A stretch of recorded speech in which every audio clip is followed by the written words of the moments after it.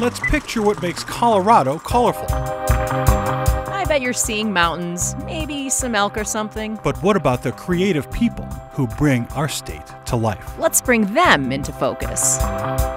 In this 9 News Storytellers special, we'll introduce you to some colorful characters. A ballerina saying goodbye to the career she's loved for more than 20 years. Art done with a spray can, a needle, a snail. Yep, a snail. They're all people. We're proving that the mountains aren't the only thing behind our state's motto. Thanks for joining us. I'm Ann Herbst. And I'm Nelson Garcia. And Ann, what'd you do? Put on an outfit that you found on your bedroom floor this morning? And what did you do? Reach into your bin of dad's sweaters? Well, this is the best one.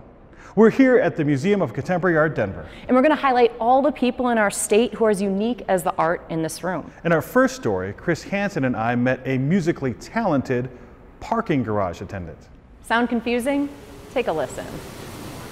The end of the parking garage Right here, sir. is the beginning of a new life Well, I'm doing well, thank you. for William WEINACHT. You need a receipt, sir? He's a cashier in a job Do you need a receipt, sir? that can get Need a receipt? a bit Do you need a receipt today? monotonous. Alrighty. In some ways, I was meant to be here in some ways. There you go. But it is a job. I worked IT for over 30 years, mainframe computers. Then I got laid off 2011. And so for a couple years, I really struggled finding work. Now, he works at the Denver Center for the Performing Arts, Music is the language of the angels. where the arts are celebrated, It's just been a part of my soul for a long time. where the arts are performed. Right here. Right here, Hey, I'm doing well. How you doing? in an unusual place. It just worked out that I ended in a place where I could sit around and you know, do this half the day, right? You know. In between cars and customers, Did you have a good time at the show? WEINACHT finds flute time.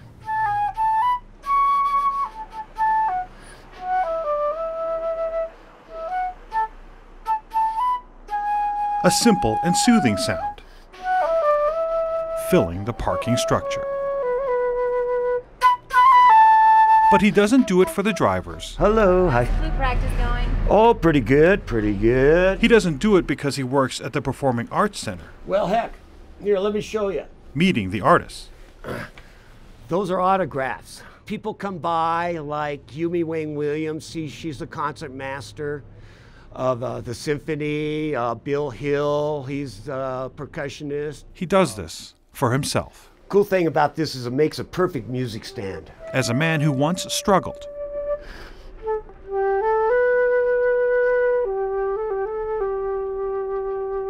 Now rediscovering himself through music. Yeah, I reached the point where, you know, I was starting to feel pretty low. But somehow things like that work out because I ended up here and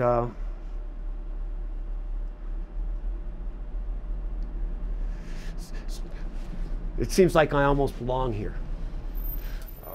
Jam on those tunes, brother. Oh, yes, sir, exactly. At the end of the parking garage, performing art. With photojournalist Chris Hansen, I hate it when I have to work at work. Nelson Garcia, 9 News. Hey, I'm well. How about yourself? We moved outside where working on art like this can be a challenge. And it's a challenge this next guy loves. Amma Arthur Ozma and Anusha Roy share his story. I think in just giving people more art to look at.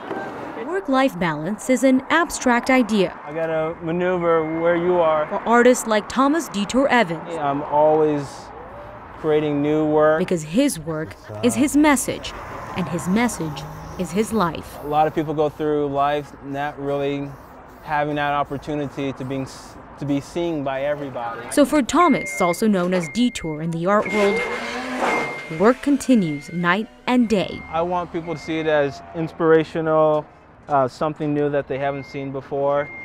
So that's my goal whenever I do any type of art.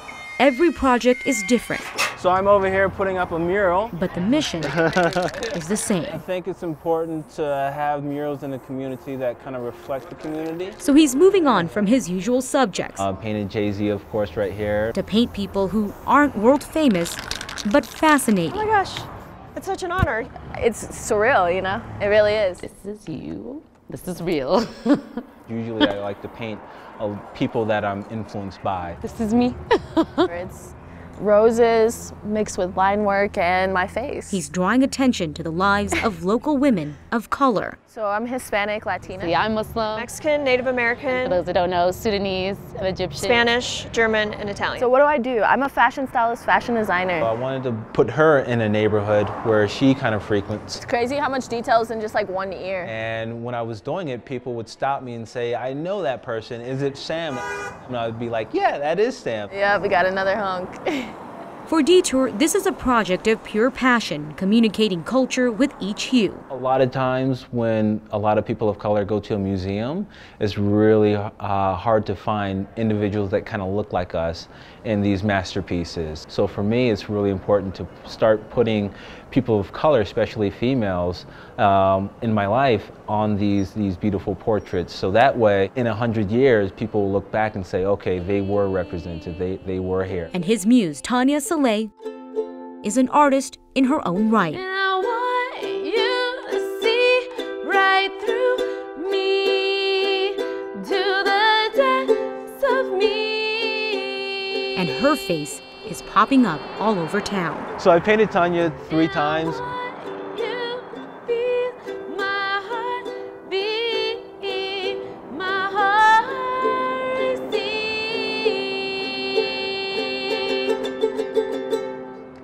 I think this one might be my favorite. You only see what's on the surface, but you have to dive deep into a person to see who they are. It makes me proud and it makes me grateful that I could be an inspiration to someone.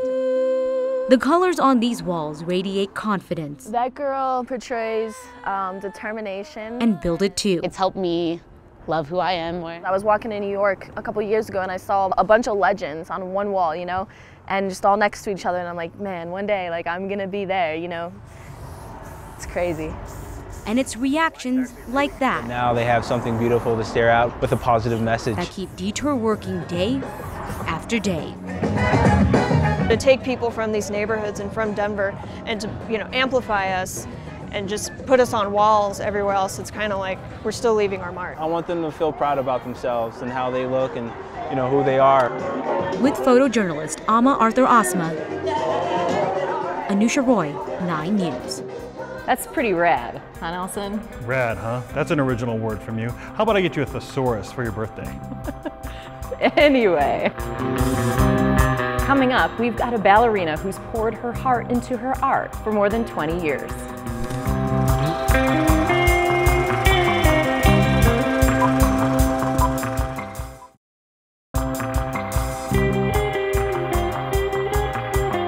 Welcome back. Next up, we have dancing. Let's let Maria MOSINA show us how it's done. Yes, that's so. Perfection isn't something that exists in nature or in the kitchen. But the bond between Maria MOSINA and her daughter Sophia She understands me. comes pretty darn close. Oh. Like most families with working parents, Maria and Sophia savor every moment together. Looks beautiful. Parenting keeps Maria on her toes. Major cup. Okay. So does her career. Well, because she's a famous ballerina.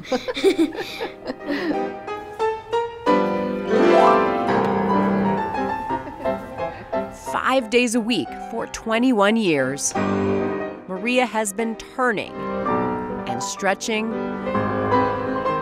and moving towards perfection. Have a moment. Take it. As a principal dancer with the Colorado Ballet. So there is no perfection in our ballet arts. Maria started her training back in Russia.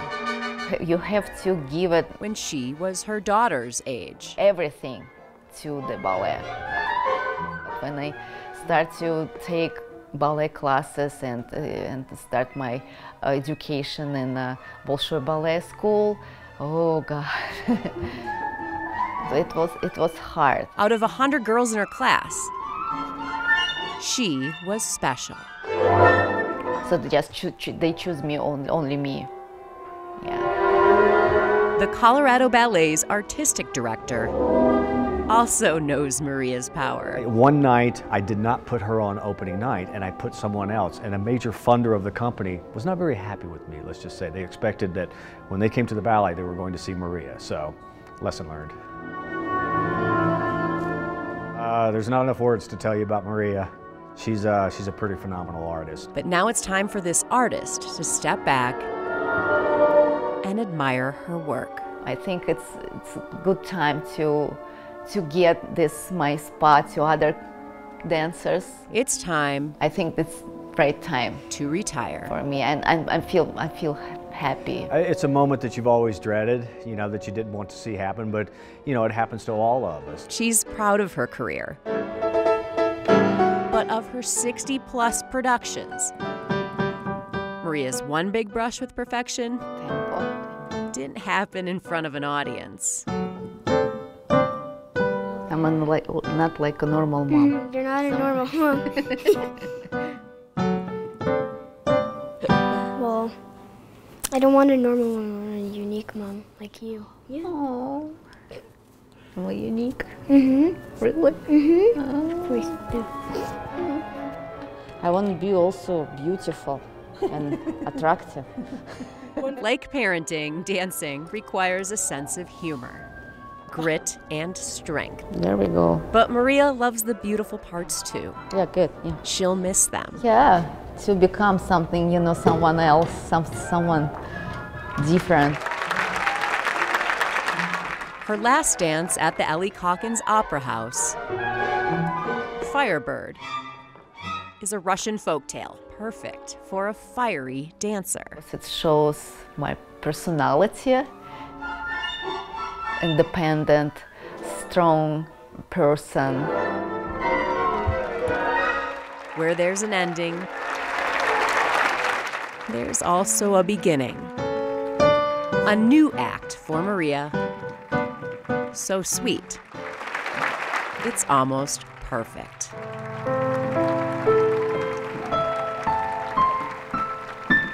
Ann Herbst, 9 News. Great job. After the break, we meet a successful artist who can't even see his work. And snail art. Don't forget the snails.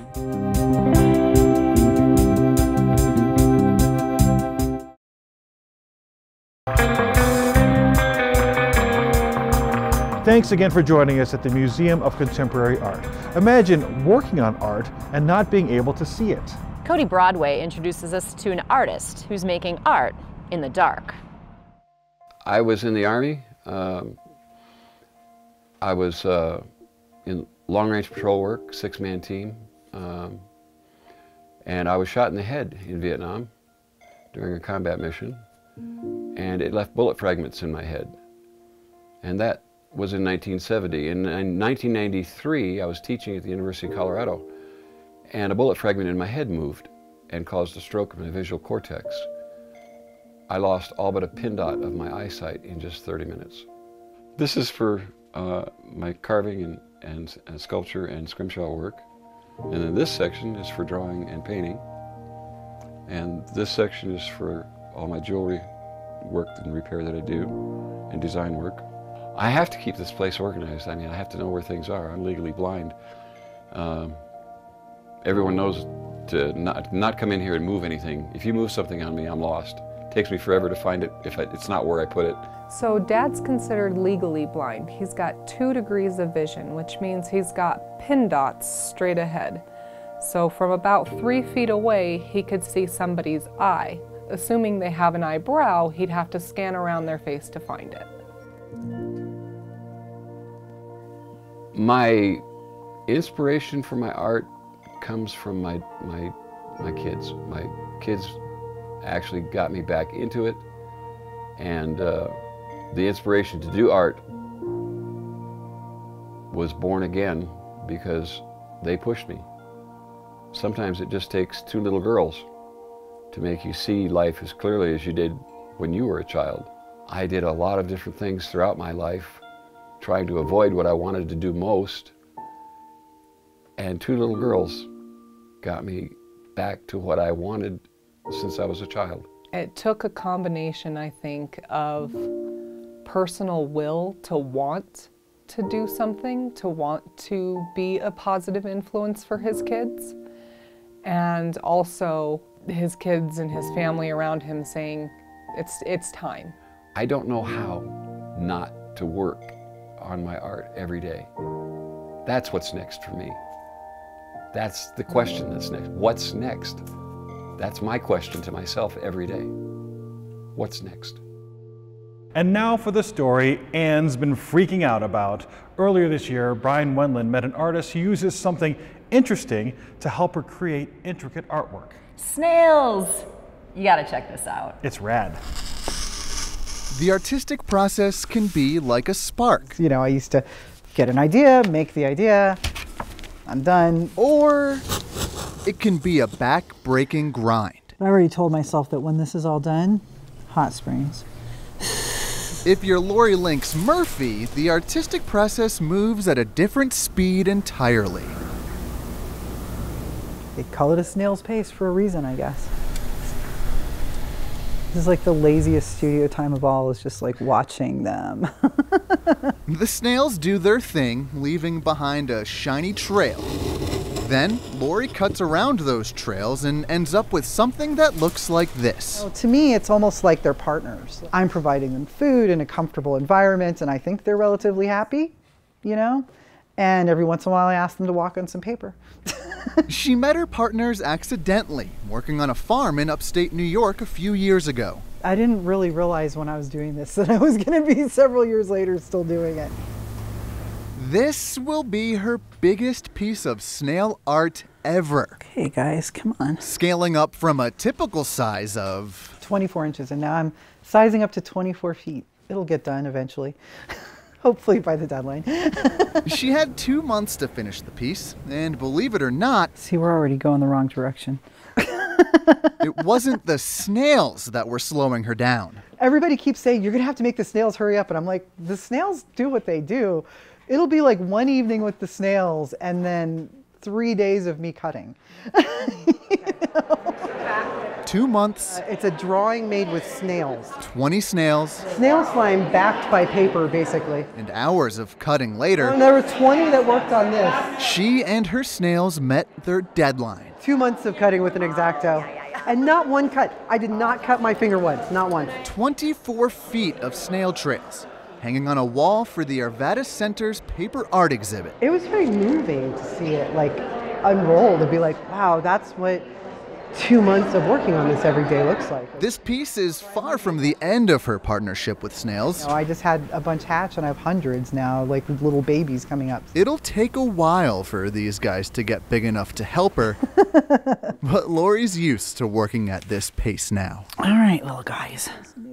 Oh, you made a good mark. See that? See those snails? There's no way we can top that. Or can we? Next, we've got the story of tattoo artists who are helping people with every line they draw.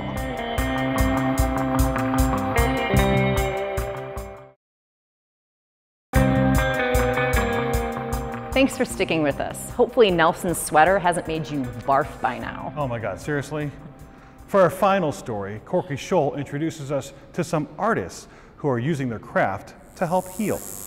Did you ever think you were going to get a tattoo when you were younger? Oh, heavens no. Really? Today is our second annual P-Ink Day here in Denver. 6 artists have donated their entire day to provide free mastectomy coverage tattoos to 6 breast cancer survivors. Yeah, it's going to be really cool. I'm super excited. And will you put like some shading on it too? Oh, yeah. I like it. I had breast cancer 4 years ago, had bilateral mastectomy, had everything taken off. And this is so beautiful. I am going on 16 years. I'm a breast cancer survivor. Nice. It's hard to look at. It's hard to look at the scars. That would be tough. I had my scars replaced with tattoos at the first Boulder P-Ink Day in 2014.